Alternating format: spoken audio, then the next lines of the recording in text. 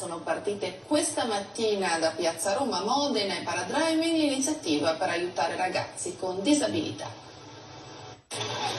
125 km in 4 tappe fino a raggiungere Verona, dove si svolge l'importante evento internazionale Fiera Cavalli, un'iniziativa che si rinnova ogni anno partendo da Piazza Roma. 8 carrozze trainate da cavalli accompagneranno persone disabili in un viaggio fatto di allegria ed emozioni. Quest'anno abbiamo ufficializzato il nome, che è il quarto viaggio del sorriso.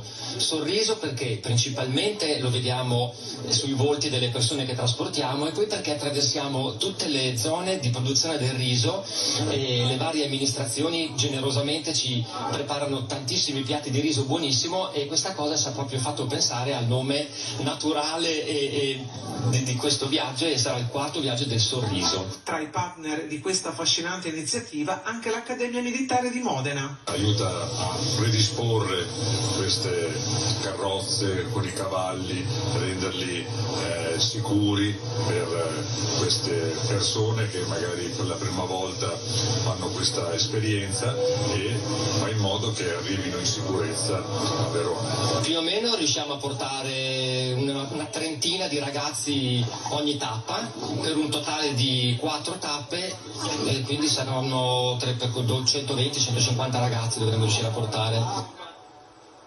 Andiamo